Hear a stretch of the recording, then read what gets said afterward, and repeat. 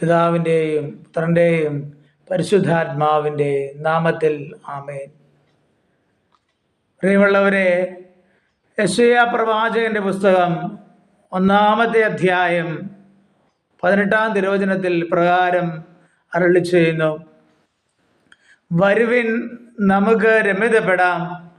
നിങ്ങളുടെ പാപങ്ങൾ എത്ര കടുംചുവപ്പാണെങ്കിലും അവ മഞ്ഞുപോലെ വെണ്മയുള്ളതായി തീരും.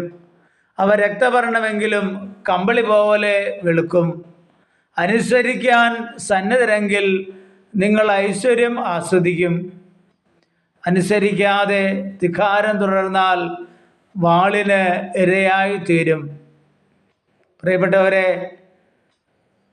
നമ്മളെല്ലാവരും നമ്മുടെ ജീവിതത്തിൽ, വ്യക്തി ജീവിതത്തിൽ, നമ്മുടെ കുടുംബ ജീവിതത്തിലൊക്കെ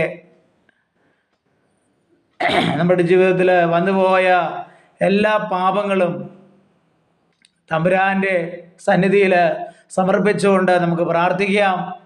അവൻ്റെ തിരുരക്തം കൊണ്ട് നമ്മളെ കഴുകപ്പെടാൻ നമുക്ക് പ്രാർത്ഥിക്കാം.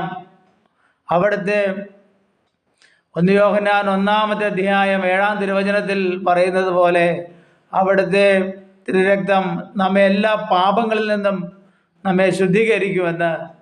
കർത്താവേ, ഞങ്ങൾ ചെയ്തു പോയ വിചാരത്താലും വാക്കാലും പ്രവൃത്തിയാലും ഉപേക്ഷയാലും ചെയ്തു പോയ സകല പാപങ്ങളിൽ നിന്നും കർത്താവേ, ഞങ്ങൾക്ക് മോചനം നൽകണമേ. സർപ്പത്തിൽ നിന്നെന്ന പോലെ പാപത്തിൽ നിന്ന് ഓടി അകലുവാൻ, വിശുദ്ധമായൊരു ജീവിതം നയിക്കുവാൻ കർത്താവെ, ഞങ്ങളെ അങ്ങ് അഭിഷേകം ചെയ്യണമേ. അങ്ങയുടെ ആത്മാവിനാൽ അഭിഷേകം ചെയ്യണമേ. അങ്ങയുടെ വചനത്താൽ അഭിഷേകം ചെയ്യണമേ. കർത്താവെ, പൂർണ്ണമായ സൗഖ്യം നൽകണമേ. പാവബോധവും പശ്ചാത്താപവും കർത്താവെ ഞങ്ങൾക്ക് നൽകണമേ. പരിശുദ്ധ അമ്മേ, പാപികളുടെ സങ്കേതമായ മറിയമേ, അമ്മേ, ഞങ്ങൾക്ക് വേണ്ടി പ്രാർത്ഥിക്കണമേ. സകല വിശുദ്ധരെ പ്രാർത്ഥിക്കണമേ. നിത്യം പിതാവും പുത്രനും പരിശുദ്ധാത്മാവുമായ സർവേശ്വര എന്നേക്കും ആമീൻ.